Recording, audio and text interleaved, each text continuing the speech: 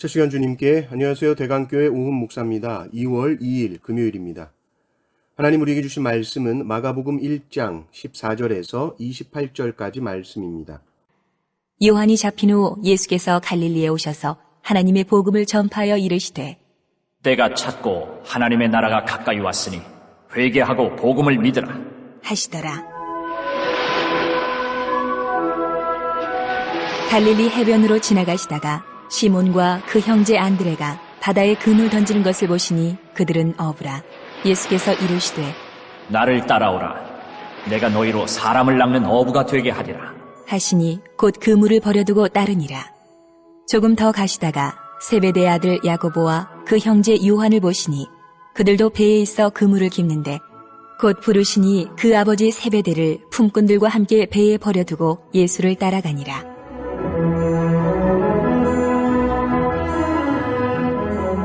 그들이 가버나움에 들어가니라.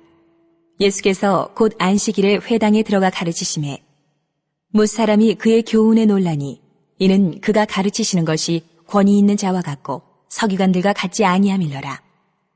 마침 그들의 회당에 더러운 귀신 들린 사람이 있어 소리질러 이르되 나사렛 예수여, 우리가 당신과 무슨 상관이 있나이까?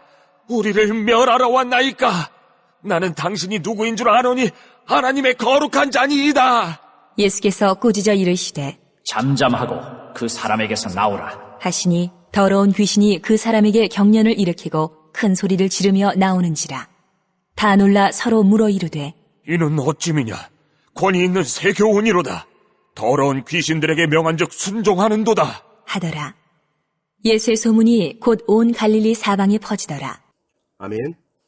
예수님께서 세례를 받으시고 사탄의 유혹을 이기신 후에 하나님 나라 사역을 시작하십니다. 갈릴리에 오셔서 때가 찼다라고 외치시죠. 이 때라는 것은 그냥 흘러가는 시간이 아니고 아주 특별한 시간이요 때입니다.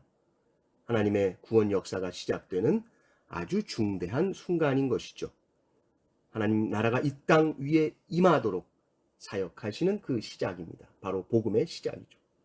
하나님의 나라가 어떻게 임하는가 또는 하나님의 나라에 어떻게 들어가는가 했을 때 회개하고 복음을 믿어야 됩니다. 회개는 단순한 죄 고백이 아니죠. 삶의 확실한 방향 전환입니다. 이전에 우리 자신을 얽어매고 있던 구습, 옛사람의 모습을 벗어버리고 예수님을 향해 걸어가는 삶을 의미하는 것입니다. 그러므로 회개는 반드시 포기라는 것이 있어야 됩니다.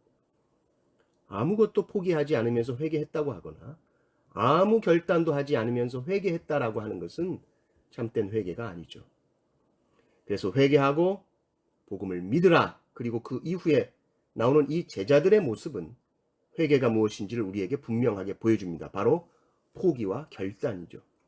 16절부터 보면 예수님께서 제자들을 부르시는 장면이 나옵니다. 당시 스승과 제자와의 관계와는 굉장히 다른 모습이죠. 당시는 제자들이 스승의 명성을 듣고 스승을 찾아가죠. 스승님, 제자로 받아주십시오. 그러면 스승은 그 제자의 재능이나 인격을 살펴본 후에 제자로 받아줍니다. 근데 예수님은 당신이 친히 선택하시고 부르러 다니시는 것이죠. 우리가 예수님의 제자가 되었다라고 했을 때 그것은 우리가 선택한 것이 아닙니다. 우리는 택함을 받은 것으로부터 우리의 제자도가 시작되는 겁니다. 그리고 제자로 택함을 받은 자들의 반응은 한 가지죠. 18절에도 나오고 20절에도 나오는 것처럼 버려두고 따라가는 겁니다. 18절을 보십시오. 곧 그물을 버려두고 따르니라. 20절도 보십시오. 곧 부르시니 그 아버지 세베대를 품꾼들과 함께 배에 버려두고 예수를 따라가니라. 이렇게 나옵니다. 자기의 그물을 버려둡니다. 아버지와 품꾼을 버려두고 예수님을 따라갑니다.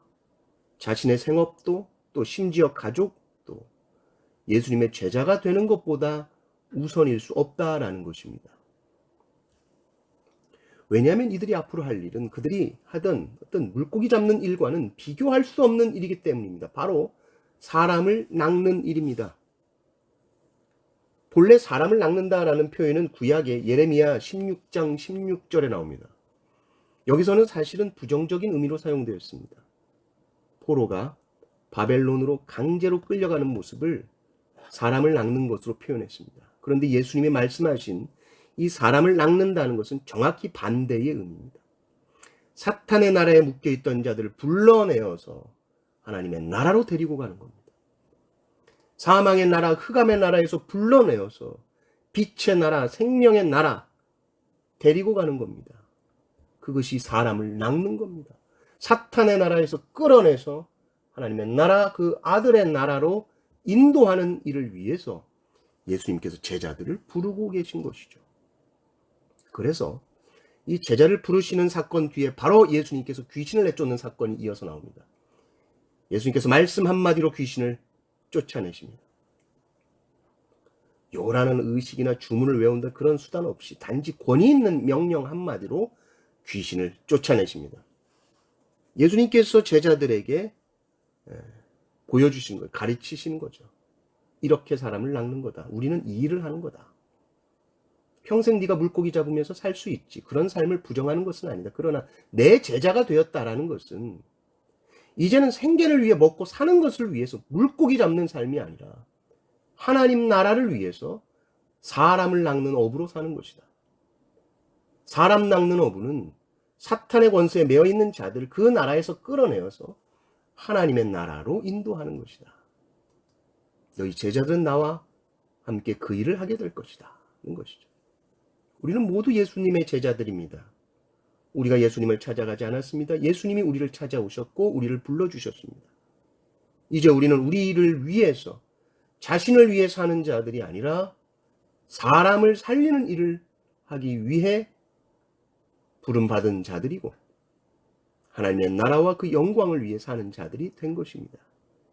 이것이 제자의 가장 큰 부르심이죠.